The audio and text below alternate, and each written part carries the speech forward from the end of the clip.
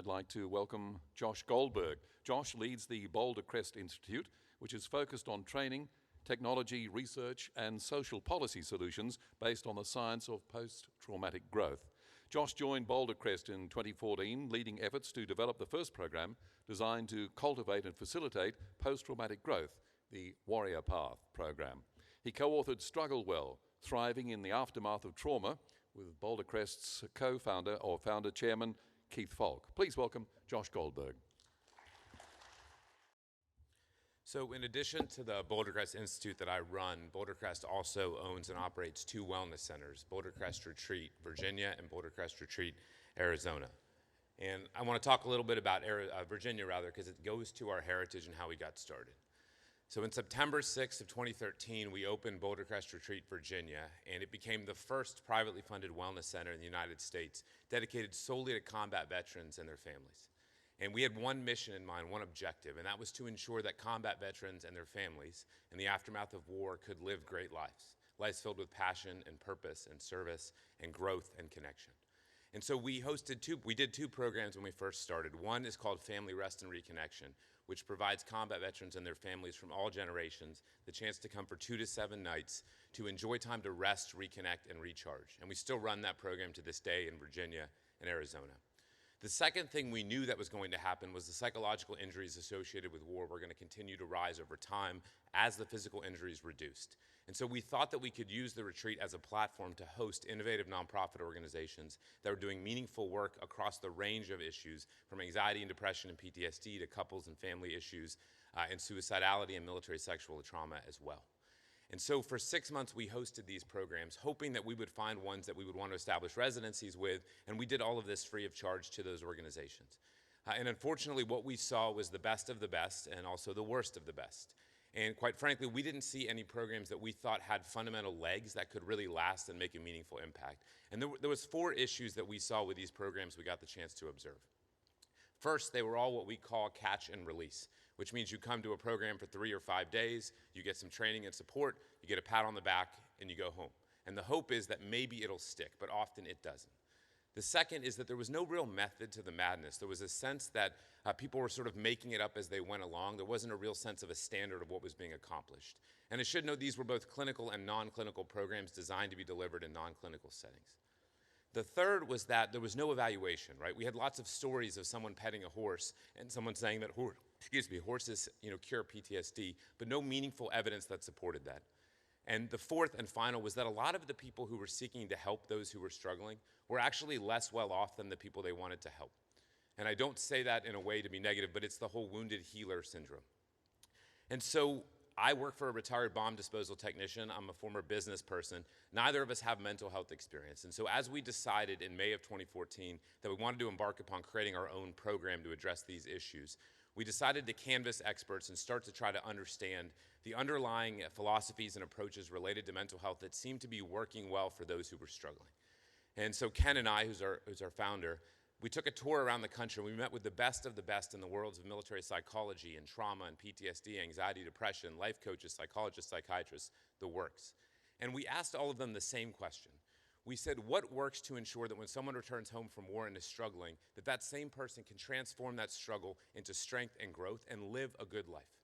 And what they told us over and over and over again was nothing works to do that. That's not what the system is designed to do. The system is focused on managing and mitigating people's distress and the symptomology associated with struggle. It's not designed to help people grow. It's not designed to help people live great lives. Now, as some of you may know, in the United States, we have an incredible suicide crisis amongst the veteran community that continues to go up in spite of billions of dollars in programs being spent. We saw it go up another veteran every day, and the number is actually 17, not 20, but it went from 16 to 17 in the latest report. And that's every single day we're losing people. And so for us to recognize that when the system fails, people die, means that urgency should be applied. And so at this point in our journey around the country, we were despairing. It was incredibly frustrating to think that we were doing the same thing over and over again and expecting a different result. And I work for a bomb disposal technician where their unofficial motto is initial success or total failure. You don't make mistakes. You don't make the same mistake twice. And then we had the first glimmers of hope in the University of North Carolina, Charlotte in North Carolina. And this is Richard Tedeschi. With a hand raised, who knows who Dr. Tedeschi is? Okay. So Dr. Tedeschi is the chair of the BoulderCrest Institute. So we met Rich Tedeschi, and Rich described the work that he had done dating back to the 80s that in 1995 led him and his colleague Lawrence Calhoun to coin the term post-traumatic growth to describe the ways in which the struggle that occurs post-trauma often leads people to report that their lives changed for the better. They reported that their lives were more authentic and fulfilling and purposeful than they were before the trauma occurred. And so Rich explained all of the science and all of the work he has done over the subsequent decades, and we asked him a pivotal question. We said, do you think we could train people who are struggling to experience post-traumatic growth?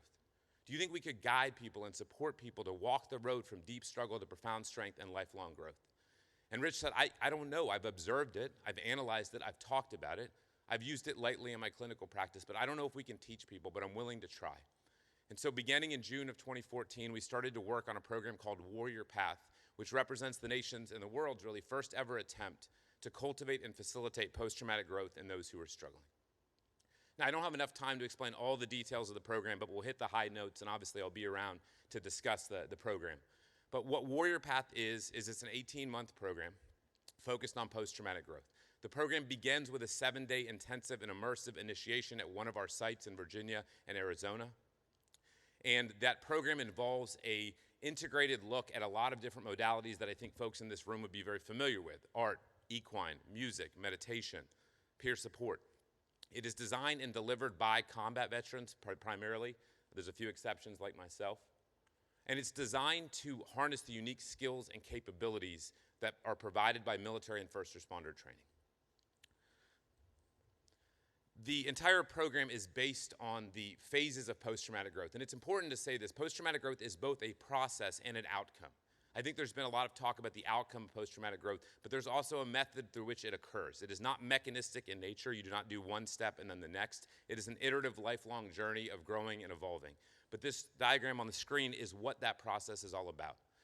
In the middle, you see trust and connection, and I won't spend much time belaboring the point because John did such a beautiful job. I think captured best in the terminology, same mud, same blood. There is no question that veterans and first responders coming from a warrior community have a deep and abiding connection and relationship with one another that is very difficult for other people to approximate. And I feel very fortunate as a civilian that I have an honorary guest pass into this world, but it is a world that is very difficult to enter. And one of the things we know about any kind of psychotherapeutic work is it's all predicated on relationship. And one of the reasons why so many of the folks who come through Warrior Path as students tell us that traditional mental health didn't work for them is because they couldn't establish that rapport with the clinician. They had no mechanism to connect, and often the clinician wasn't even trying. They would go into the treatment and immediately go straight into manualized therapy. And there was no effort to build a relationship. So one of the things that's so powerful, of course, and again, John spoke much about it, is that there's this sense of peer connection, and that's what the program is built on. And so these other 5 components represent the terminal learning objectives of Warrior Path. And Warrior Path is positioned as a training program, not a treatment program. Our core belief and the core teaching is that the reason why we don't struggle well in our lives isn't because of a defective character. It's not because we're broken. It's because nobody ever teaches us how to deal with times of struggle. No one teaches us how to navigate trauma in our lives until and unless we encounter those experiences. And when we do, and we can't sleep, and we struggle, and we have lots of symptoms, it is very difficult to try to figure out the answer to some of life's biggest questions. So these 5 elements: education is psychoeducation, that would be very familiar to many of you in this room, talking about the impact of trauma, the impact of occupational context. What is it like being a first responder or someone in the military, and why does that predispose you to making it hard to regulate your emotions? In addition, it is training these men and women in the principles of post-traumatic growth. The most common response we get when we tell them, we say, hey, you know, you've all heard of post-traumatic stress disorder, and they get, of course. Say, but has anyone heard of post-traumatic growth? And after we explain it to these men and women, the response will be almost every single time, why the blank has no one ever told me about this? All they told me was the ways in which my life is going to be diminished as a result of my experiences and the trauma I've been through. The next is emotional regulation. As we like to say, if you can't self-regulate, you will self-medicate. 25 of the 48 classes that are taught during the Warrior Path experience and the initiation are all focused on self-regulation. That regulation allows the students to participate in disclosure activities. That includes a modified genogram exercise where we look back at childhood, not just the traumas that are associated with it, but the gifts that come from that training as well. And there's no question that we have seen in every single Warrior Path attendee, never a single instance where someone's struggle is solely related to combat experience. Far more frequently, it relates directly to adverse childhood experiences, which we know is correlated with difficulties in dealing with trauma as an adult, as well as suicidal ideation and attempts. That's what we see time and time and time again. And we also see significant amounts of sexual abuse, not simply on the female side, but on the male side as well. We do all of that work so that students can begin crafting a new story of who they are, where they are going, and why they exist. A story that is filled and really based on service to other people, because as was said by John, that is why this community exists. This is probably my favorite chart. It gets a little wonky, but essentially this looks at each of those elements of the phases of post-traumatic growth and charts the program over the course of the first 7 days. As you can see, it's not mechanistic. As you can also see, regulation is a critical component of everything we do. So we surround any of the disclosure models with regulation modules to be able to create the capacity to calm and to let go of some of the stuff that people have carried. And then over the course of the 7 days, you work towards that story. And again, 74 hours over 7 days, which if you were going to a clinician once a week for an hour, that's almost 18 months worth of treatment. And one of the things that's striking, and we'll talk more about the evaluation data in a moment, is that Dr. Brett Moore, who is an Army psychologist, he observed the program and he looked at us after the 3rd day and he said that, you know, it would take me a year to do what you did in 2 days, in terms of the willingness of people to discuss really, really hard stuff. And I think that's one of the other myths that people share a lot, is that veterans in the warrior community don't want to talk about stuff. They don't want to talk about stuff unless there's a point to talking about stuff. They don't want to tear off Band-Aids if there's no value. But if you're telling them, hey, we're going to walk the road to growth and this is how you get there and we're role models for that journey, they will do what they are asked to do. This is an incredible trainable group of people. This is another exciting graphic for me, but this is the 18-month journey that goes throughout for the students. So it starts, as you see in the top left, is the first 7 days. The rest of that first phase, and there's 7 phases, is all focused on what we call integration. So it's how do you take these practices home, these things you've learned, this newfound fire team, as we call it. How do you take that home and start to build those practices into your life, into your community, into your family? They'll do weekly calls during this session. They'll read the student guide that we've created that will allow them to continue to grow and learn. Phase 2 is 10 weeks, all focused on the science of post-traumatic growth. The vision of Warrior Path isn't simply to train people to feel better, it's to train them to do better. And for us, by doing better, it means that we want to create people in our society who are strong enough to help guide those who are struggling. Because certainly in the US, and I can't speak to Australia, we have a suicide rate that we haven't seen in 30 years in our civilian communities. And our vision and our hope is to put these men and women to work in their communities, bringing strength and guidance and hope, and helping other people achieve post-traumatic growth.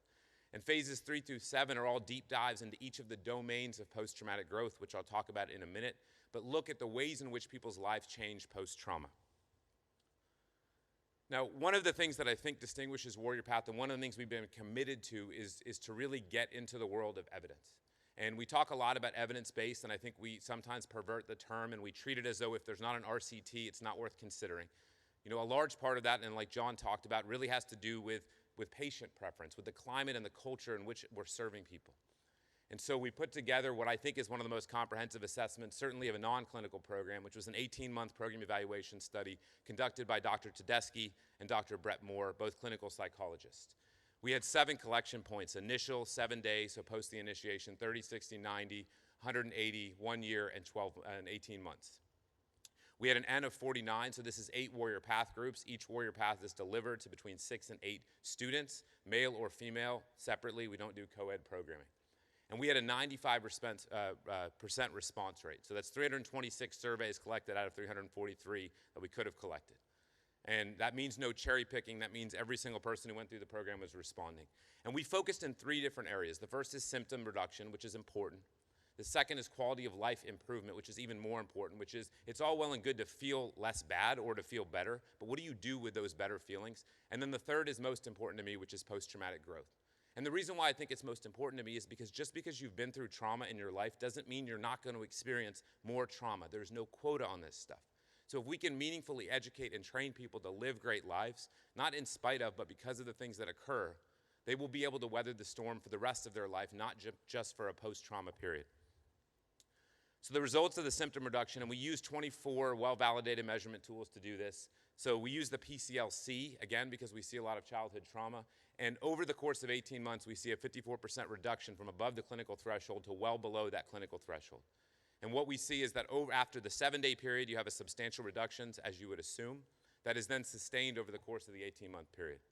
massive reductions in depression, significant reductions in anxiety and insomnia, and a significant increase in positive emotions, a significant decrease in negative emotions. Then we look at quality of life improvement. How is this translating into your life in meaningful ways? And I think probably the best measure of this, and what some of our psychologist friends love, is the movement on the perceived stress reactivity scale, which is that first number. It's a 33% reduction in the extent to which people are, I guess, triggerable, for lack of a better term. And one of the things about Warrior Path is it's really focused on the entire person, as was commented earlier. Mind, body, financial, and spiritual wellness, all included. Education and support around physical training, nutrition, sleep, meditation, and everything else you could possibly imagine. This is probably the most astonishing, and certainly according to Dr. Tedeschi, he's never seen it before, which is a 56% overall improvement in growth, in post-traumatic growth. Now, post-traumatic growth has 5 domains. There are 5 areas of life where people experience the most, experience change in their lives in profound ways. And what you see on the screen, and I think, the folks that we serve are struggling, and struggling mightily. They often have found themselves, probably would be characterized by clinicians as treatment resistant, often suicidal or recently suicidal or attempted suicide, struggling with severe anxiety and depression. So we're taking folks who aren't responding or found that they just don't enjoy the traditional mental health system. And so that 78% growth on the spiritual and existential change is really all about understanding why you're here. What is the point of my life? 69% in deeper relationships, the recognition that not only do I have value to other human beings, but that I value the role that other people have in my life. And third is new possibilities, 58%. So if you think about folks coming to the program who are struggling with finding a reason to live, struggling with isolation, struggling to feel hopeless, and they leave the program with drastic improvements in the sense that they know why they exist, they know where they belong, and they have hope for the future, that's a profound change in outlook. Because like I said, we're not here to try to help people feel less bad or to cope or manage with a diminished version of themselves or to deal with life with chronic PTSD. That's not the business we're in. We're in the business of unleashing the most powerful and incredible human beings that we've ever met in our life, which is those who've been to combat, so that they can be of service on the home front. In terms of next steps, so we bought Arizona and opened it in November of 2017. We started running programs there in March of 2018. So in February of 2018, we had one place where we were doing Warrior Path once per month. We then opened Arizona, and we were doing 2 a month. And over the course of the next 2.5 years, we'll expand to a total of 10 sites around the United States, focused primarily on partnering with third-party nonprofits who we can train up and build capacity so that they can run the program. So currently, as soon as I get back from Australia, I'll go straight to Georgia, to Atlanta, where we're doing our second embedded training program. It takes somewhere between 4 to 6 months to build the capacity and train a partner.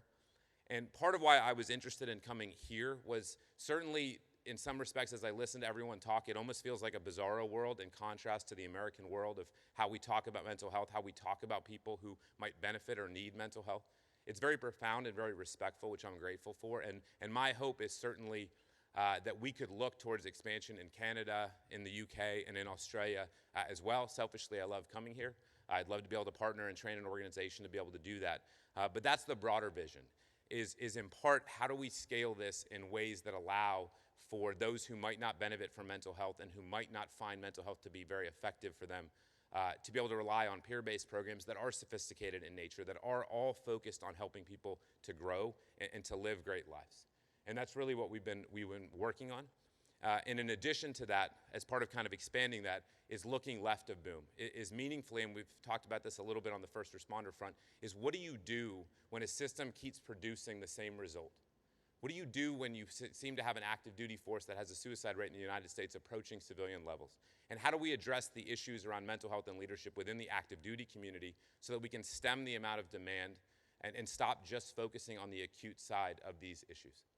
So I'm really grateful to be here. I'd love to talk to anyone who's interested. Again, Warrior Path is a program we deliver for both first responders and combat veterans with no difference in the results except for very powerful numbers.